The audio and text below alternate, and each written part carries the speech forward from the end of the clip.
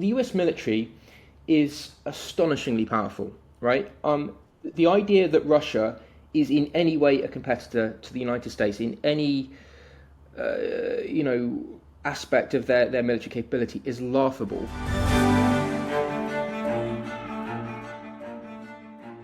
Hi, I'm Maddie Hale and welcome to the Trump Report. Today I've had Jimmy Rushton on the show. He's a foreign policy and security expert as well as an independent journalist based in Kyiv. We speak about what's actually happening in Kyiv because Russia has hit Kyiv a lot the last few weeks to a month. So we speak about what's been happening on the ground there while so much of the media attention has been on Israel and Iran. We also speak about certain interceptor missiles that Donald Trump might send to Ukraine and how important they are. But then on the other side of things, Putin wants to mass produce a certain missile that isn't as amazing as he makes it out to be. So all that today on the Trump Report. You can watch us every day, Monday through Friday, on Times Radio's YouTube page, or you can stream us as a podcast wherever you get your podcast. Jimmy Rushton, Kyiv-based foreign policy and security expert, and of course independent journalist. Thank you so much for joining the Trump Report today. Thank you. Jimmy, you're on the ground and you've been reporting and tweeting a lot about what's actually happening in Kyiv. And of course, our minds and our headlines have been so focused on what's happening in Iran between Israel and the United States' involvement. So we haven't really been following in as much detail as I'd like to over what's happening in Kyiv because Russia has been targeting Kyiv a lot in the last few weeks, especially the last 24 hours. So can you walk me through what's happening on the ground? So there's been a concerted campaign of Russian missile and drone strikes in Kyiv over the last month and a half, and we've seen tragically 40 civilians have been killed at least. Hundreds have been injured. We've seen direct hits on apartment buildings, shops, civilian objects, metro stations, etc. And obviously this isn't just happening in Kyiv, it's happening around Ukraine. But it's been a difficult month for residents of Kyiv. We haven't had that much sleep. There was an air raid last night. It lasted from around 11 till around 5 o'clock in the morning. So you can appreciate that's kind of disruptive. There's a lot of anti-aircraft fire in the sky, explosions, although thankfully it wasn't a particularly bad one last night. But it's been quite trying for Kyiv residents this month. You're always in communication with a lot of members of the Ukrainian army. What are you being told about how the Ukrainian soldiers are faring up to the Russian soldiers?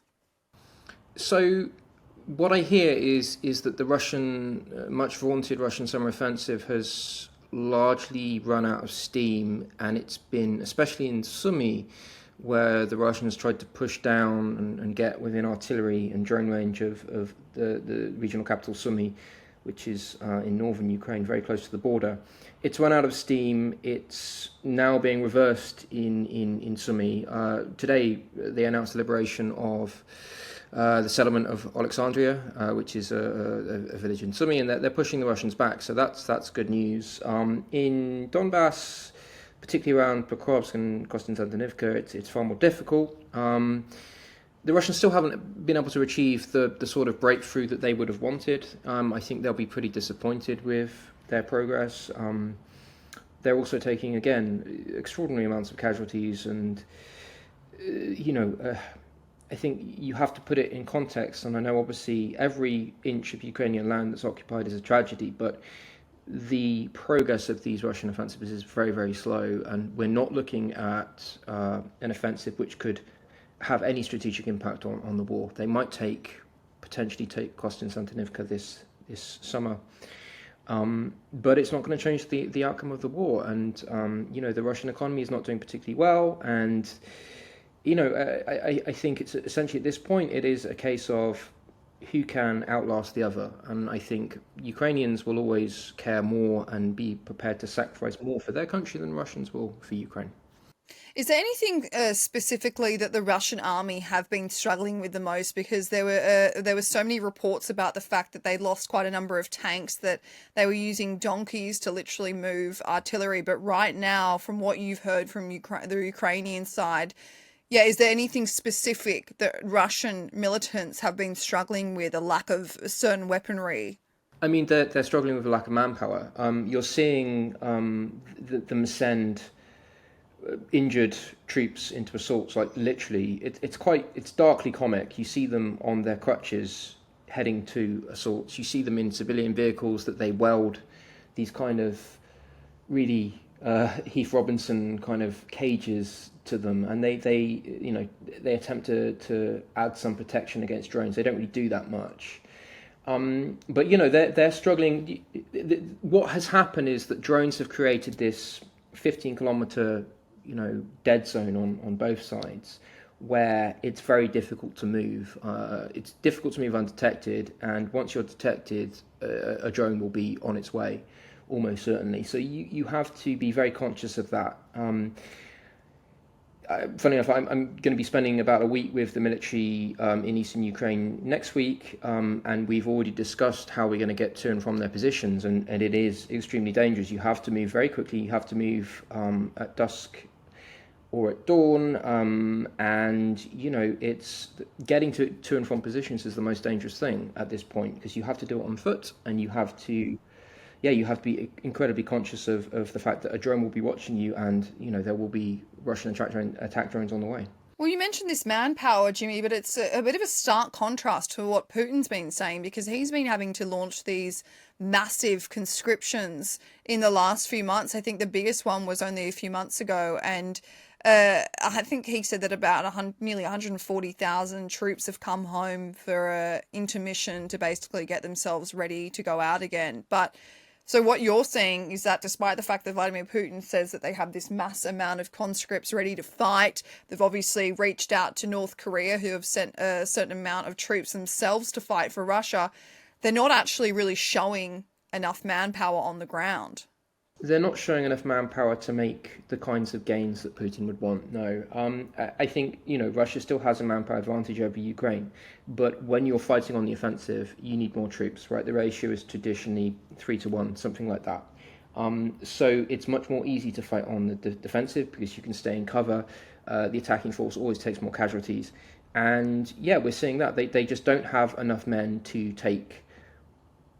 Even just the 4 regions that Putin now claims are Russia, so Zaporizhia, Kherson, Luhansk and Donetsk, they don't have enough men to push Ukraine out of those, especially not to do a river crossing to take Kherson, which is from the Russian perspective, the wrong side of the Dnipro. So, it's tough for the Ukrainians. I don't want anyone to get the impression that Ukraine is just easily winning this war, but I think what we do have is we have a stalemate, and we have the Russian war objectives, which is to conquer these 4 regions and to essentially disarm and remove the government in Kyiv. Their war objectives are far more difficult to achieve, in the current status quo than Ukraine's, which is essentially the Ukrainian war objective at this point is to survive as a sovereign state. And there's no danger of Ukraine not surviving as a sovereign state at the moment. That could change. But at the state of play on the front, there's no danger of the Ukrainian military collapsing or Russia making a significant, strategically important breakthrough. Donald Trump, in a press conference this week, a Ukrainian journalist for the BBC asked him about certain weapons being sent to Ukraine. It's these Patriot interceptor missiles. Donald Trump said, look, they're very hard to get, actually, because the US has sent quite a number of them to Israel, but he's going to see what's available to send to Ukraine, knowing that Ukraine has asked for these. So from your communication with the Ukrainian army, is this specific interceptor missile quite important for right now? So the most important missiles that the Ukrainians can get from the United States are, well, I'd say there's 2. So first is the GMLRS missiles, which is fired from HIMARS and M270 rocket launchers. But secondly, most important is the PAC-3 anti-ballistic missile interceptors, which are very advanced, very expensive air defense missiles, which are capable of knocking down ballistic missiles. They're relatively short-ranged, but they enable cities like Kyiv to be defended from ballistic missile attack. So they're very, very important. And Trump is obviously right. They have been used a lot in the Middle East. We saw a lot of them being employed in Qatar when Iran launched a ballistic missile strike, US airbase there. I think obviously for Ukraine, it's good news that there is a shaky ceasefire now between Iran and Israel and the US, because that means there won't be as much pressure on this, on these very, very critical weapons from that theatre. In regards to Trump, there are rare moments when Trump displays some humanity. I think you saw that in his first term when he responded to Syrian chemical weapons attacks by launching missile strikes on Syrian government facilities, and he had a very human reaction to that, seeing Syrian civilians being gassed, which I would say is superior to the reaction that President Obama had. And I really do not like Trump, but I would say that he did display some humanity there, and which previous administrations had lacked when dealing with Assad. So I think that this is kind of similar to what we saw in the press conference when he did seem to have some form of human connection with that particular journalist, especially when she told him that her husband was fighting, back in Ukraine. Look, I think I don't want to overstate it, but maybe he's changed his mind slightly. I think he also said he had a very good meeting with Zelensky, and the Ukrainians were very optimistic about that meeting too. So let's see what happens. I mean, with Trump as ever, the most important thing is not what he says, but what he does. Yeah, of course, that is the number one thing that we've found in this peacemaking role that Donald Trump has put himself in. But yes, you mentioned that 50-minute interview that Trump and Zelensky had on the sidelines of the NATO summit this week. It looked a lot more positive. They both came away with a more positive commentary about one another, which was great because, of course, Ukraine has been wanting more aid and more help, especially when, as I mentioned before, the attention has been on another war. But moving on to a different missile, Jimmy, Putin told a graduating military class this week in Russia that Russia was starting mass production on these Oreshnik missiles. Reportedly, we'll never know the actual truth about what Russia has, but reportedly they have around a handful of them, but they want to start making around 300 a year. Now, Russia used this missile last year, and it's estimated it can travel around 3,500 miles across Europe, potentially reaching the western states of the US. But Putin says these missiles are unstoppable. The US last year said they're not really a game changer, especially right now when they only have a handful. But if the mass production actually occurs in such a costly production, would it change the nature of the war, or are you under the impression that they're not as amazing as Vladimir Putin makes them out to be? No, they're not. Firstly, he's lying. They're not going to mass produce them. They're far too expensive. I've seen credible cost estimates that they're between 30 to 100 million per missile. To put that in context, so an Iskander ballistic missile is probably around $3 million. And an Iskander ballistic missile has significantly more conventional military effect on a target than an Oreshnik does. And this is because Oreshnik is designed to carry nuclear warheads. It has what's called a MIRV, which is a multiple independently targeted re-entry vehicle warhead, which means essentially you have the missile, and then on top of the missile you have multiple different smaller missiles or smaller re-entry vehicles, and these are designed to carry nuclear warheads. They're designed to hit multiple targets. They're designed to be difficult to target by anti-ballistic missile defense. But the trade-off is that these warheads, they're not particularly accurate. They're also, they don't carry particularly big warheads. And the Oreshnik, which targeted Dnipro back in October, November last year, didn't do particularly that much damage. It did significantly less damage than a traditional ballistic missile. In fact, Russian military bloggers were complaining about the amount of damage that it did.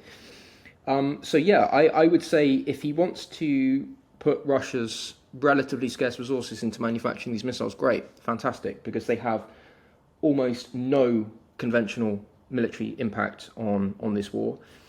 As for threatening Western states, well, okay, great. We have nuclear weapons too. He seems to forget that.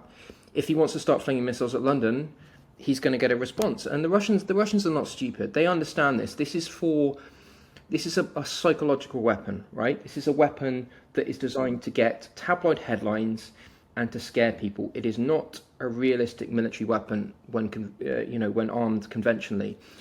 When armed with nuclear warheads, it's obviously far more dangerous. But then we're entering a completely different discussion, and that's why the UK has a Vanguard class submarine constantly on patrol somewhere in the North Atlantic, so we can't be bullied by nuclear threats from Putin. But Russia's already had missiles that can reach other European countries.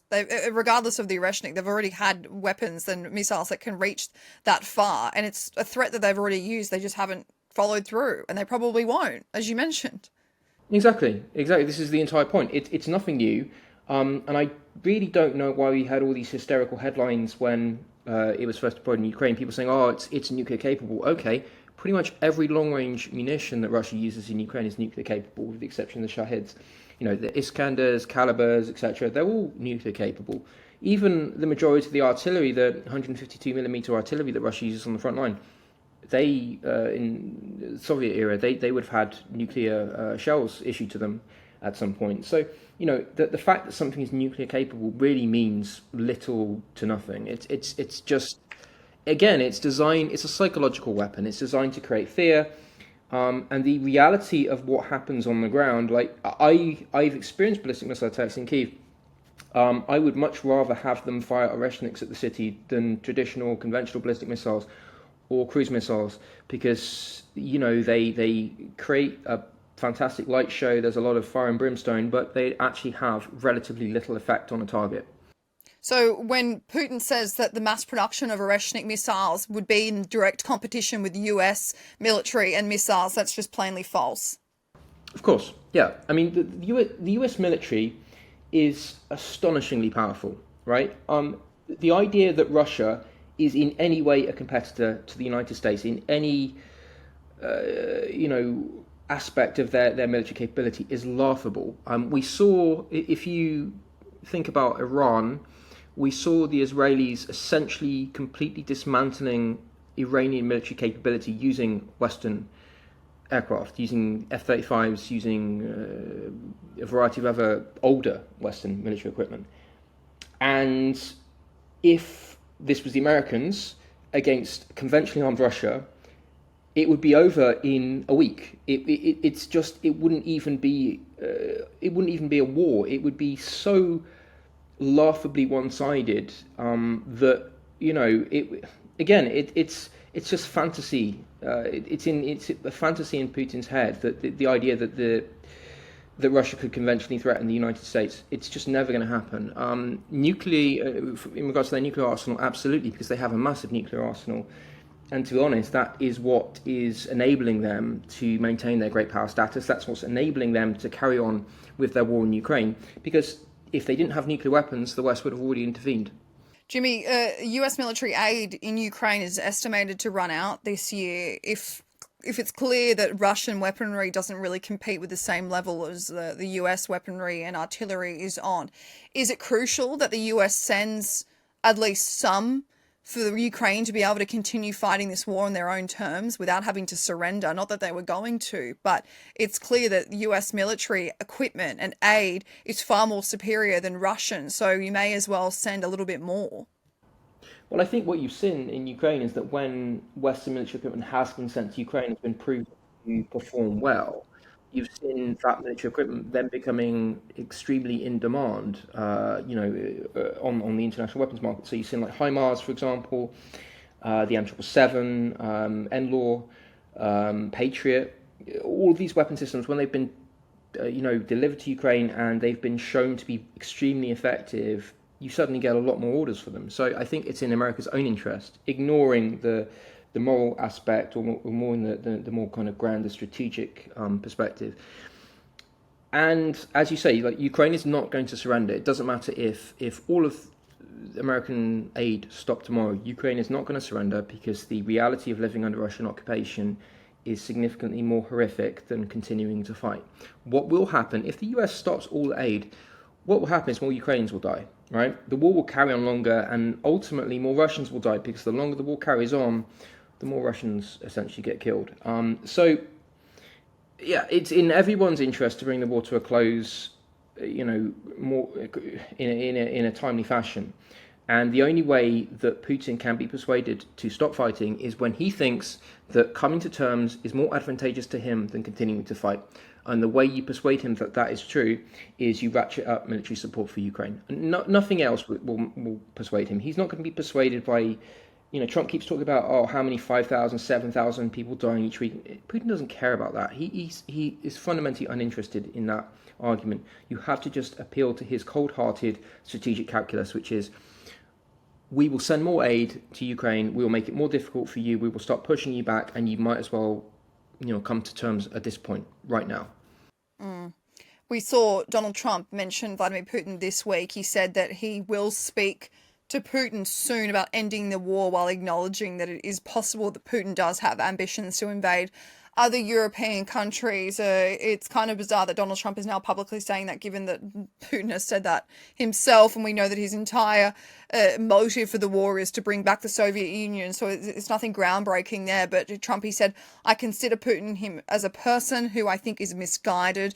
Putin would like to get out of this thing. It's a mess for him. He called the other day and he said, can I help you with Iran? And I said, no, you can help me with Russia. So I want to get your reaction to that, Jimmy. I mean, it's more positive than when he was saying, how great a friend Putin was of his and how he'd been through Russiagate together.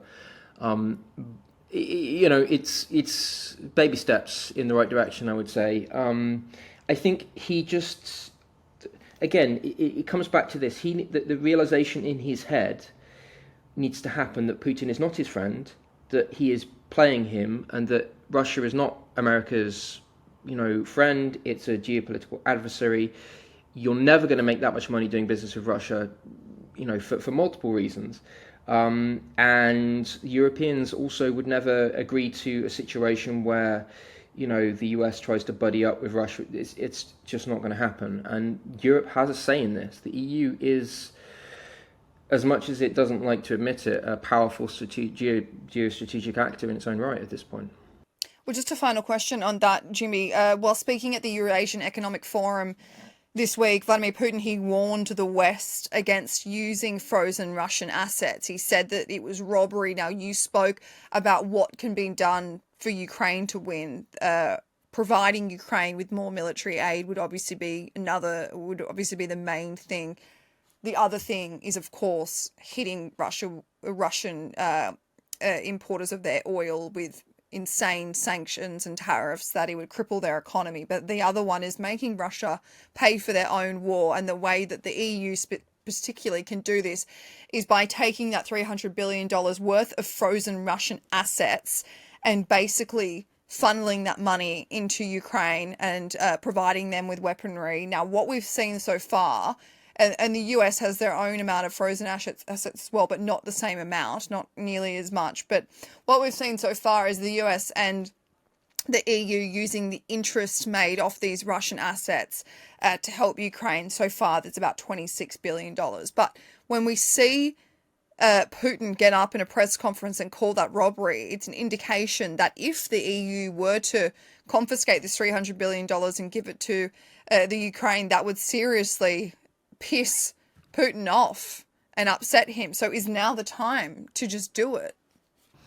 I mean, I think we should have done it literally years ago, but I think that the current situation where they're using the interest to buy weapons for Ukraine is a relatively elegant solution, not least because it enables long-term support, right? Instead of just giving them the 300 billion, and essentially that would be it.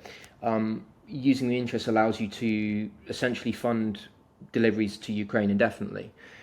We saw the UK sent a large number of ASRAAM air defense missiles just this week, and I think